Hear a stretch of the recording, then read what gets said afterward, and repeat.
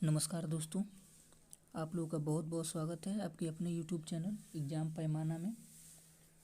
दोस्तों, आज हम बात करेंगे क्लास 12 यूपी बोर्ड का मॉडल पेपर के बारे में और जो 2021 के लिए है। तो दोस्तों, आप तैयारी शुरू कर दीजिए क्योंकि एग्ज़ाम नज़दीक आ रहा है। दोस्तों, आपको इसमें 3 घंटे 15 मिनट का समय मिलता है और 100 नंबर का एक टोटल पेपर होता है। आइए वीडियो शुरू करते हैं। दोस्तों, जो आपका हिंदी का पेपर आता है वो 2 खंड में आता है। पहला खंड क हिंदी से लिया गया होता है और खंड ख संस्कृत से लिया गया होता है। आइए वीडियो शुरू करते हैं। खंड क देख लेते हैं। पहला बहुविकल्पी है और दोस्तों, आपको अगर किसी भी प्रश्न का उत्तर आ रहा है बहुविकल्पी तो आप कमेंट बॉक्स में ज़रूर बताएं आपको किसका आता है। अगर आपको नहीं आता है तो आप कमेंट में ज़रूर बताएं, मैं इसका सॉल्यूशन वीडियो इसी चैनल पे अपलोड कर दूंगा, जाके देख लीजिए। उक्ति व्यक्ति प्रकरण के रचनाकार हैं, जिनको पता है ज़रूर लिखिए। भारतेंदु की पत्रिका है। तो दोस्तों, समझ लिए कि बहुत इंपॉर्टेंट क्वेश्चन है। आप जितना जल्दी इसको याद कर लेंगे आपके लिए उतना बेहतर रहेगा अच्छा नंबर लाने के लिए। सेवा सदन के रचनाकार हैं। चलिए, ये तो हो गया। आदिकाल का ग्रंथ नहीं है। अष्टछाप के कवियों का संबंध है भक्तिकाल की। श्रृंगार और वात्सल्य रस के अमर कवि हैं। दोस्तों, एक बात याद रखिए कि आप श्रृंगार रस, वात्सल्य रस, ये सब रसों को याद जरूर कर लिए क्योंकि ये आता है। चाँद का मुँह टेढ़ा है रचना की विद्या है। दोस्तों, अब आते हैं तीसरे प्रश्न पर। गद्यांश का संदर्भ देते हुए किसी एक के नीचे दिए गए प्रश्नों का उत्तर दिए। दोस्तों, इसमें से आपको किसी एक को पढ़ना है और इसको अच्छी तरीके से पढ़ने के बाद इन पांचों का आंसर इसी में से आपको देना है। दोस्तों, ध्यान से देख लीजिए एक बार आप कि इस पूरे लाइन को विस्तार से पढ़ लेना है और फिर इन पांचों का आंसर देना है।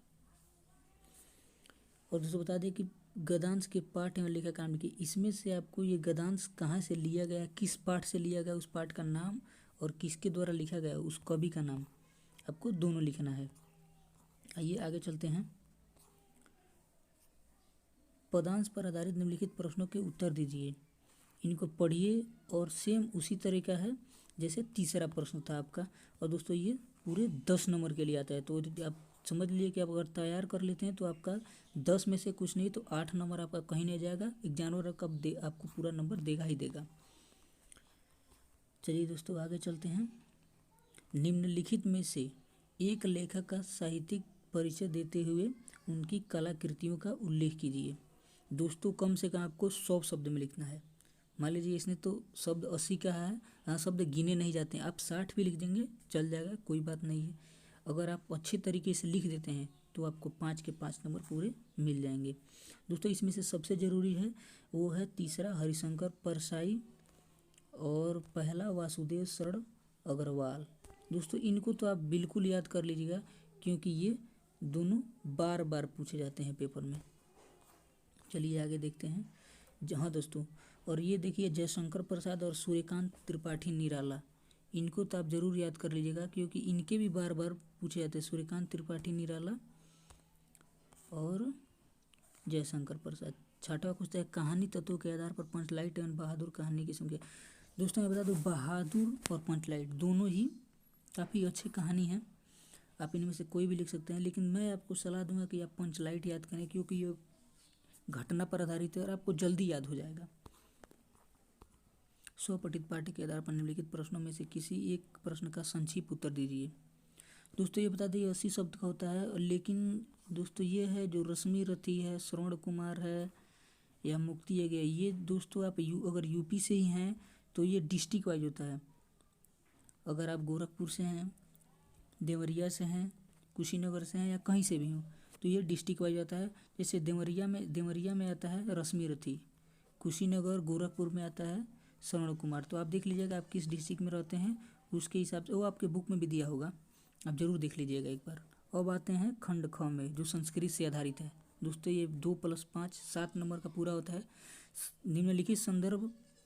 निम्नलिखित संस्कृत गद्यांश का संदर्भ सहित हिंदी में अनुवाद कीजिए। दोस्तों, इसका संस्कृत का गद्यांश लिखना है और इसका संदर्भ लिखना है, ये किस पाठ से लिया गया है, और इसका हिंदी में अनुवाद भी करना है। तो ये मदन मोहन मालवीय पाठ से लिया गया है, आप लोग देख लीजिएगा। निम्नलिखित श्लोकों का हिंदी में संदर्भ सहित अनुवाद कीजिए। श्लोक का हिंदी में अनुवाद करना है, इसका संदर्भ लिखना है कि ये किस पाठ से लिया गया है, और इन प्रश्नों का इसमें से किसी दो का ही जो आपको आता हो, लेकिन आप लोग ये पांचों तैयार कर लीजिएगा, वेरी वेरी इंपॉर्टेंट है, जरूर याद कर लीजिएगा। श्रृंगार रस करुण रस की परिभाषा लिखकर उसका उदाहरण दीजिए। स्वेश अलंकार अथवा दृष्टांत अलंकार की परिभाषा लिखिए। चौपाई छंद और सवैया। दोस्तों मैं बता दूं कि चौपाई आप कबीरदास की याद कीजिएगा, क्योंकि अब बहुत जल्दी आ जाता है। एक बार आप 10 का किताब भी देख लीजिएगा, क्योंकि उसमें बहुत बेहतर तरीके से दिया गया होता है। एक विषय पर निबंध लिखिए। दोस्तों आपको पता ही है आजकल बेरोजगारी की समस्या कितनी बढ़ गई है।